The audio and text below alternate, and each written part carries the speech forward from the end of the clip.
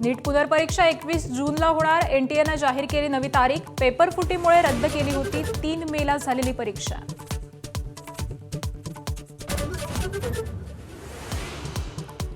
नीट paper फुटी प्रकरणी मनीषा वाघमारेला सीबीआयकडून अटक. पुण्याच्या वाघालीतून आणखी एक जण जाळ्यात.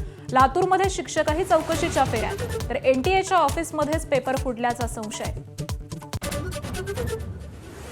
भारतात पेट्रोल आणि डिझेलचे दर वाढले. पेट्रोल 3 रुपये तर डिझेल 3.11 रुपयांनी महाग. आंतरराष्ट्रीय बाजारपेठेत कच्च्या तेलाचे भाव वाढल्यानं दरवाढ.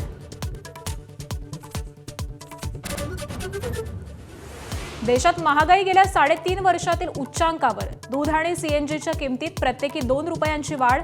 तर कांदा आणि साखरेमुळे शेतकरी मेटाकुटीला. इंधनाच्या दरवाढीनंतर काँग्रेसचा पंतप्रधान नरेंद्र मोदींवर निशाणा. महागाई मॅन मोदींचा पुन्हा जनतेवर हंटर. निवडणुका संपल्या, मोदींकडून वसुली सुरू. काँग्रेसचा घणाघात. अमेरिका अदानींना निर्दोष ठरवण्याच्या तयारीत. अमेरिकेच्या माध्यम जगतातून माहिती समोर. तर तडजोड केलेल्या पंतप्रधानांचा व्यापार करार नाही. अदानींच्या सुटकेचा सौदा. राहुल गांधींचा निशाणा. पंतप्रधान नरेंद्र मोदी 5 देशांच्या दौऱ्यासाठी रवाना. UAE, Netherland, Sweden, Norway, Italy या देशांचा करणार दौरा.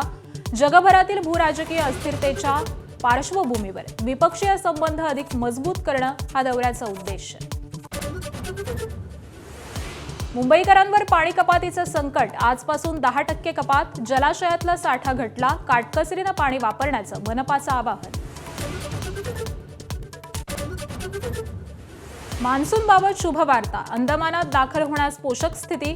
ईशान्य भारत, दक्षिणेतील काही राज्यात पुढील 4 ते 5 दिवसात जोरदार पावसाची शक्यता.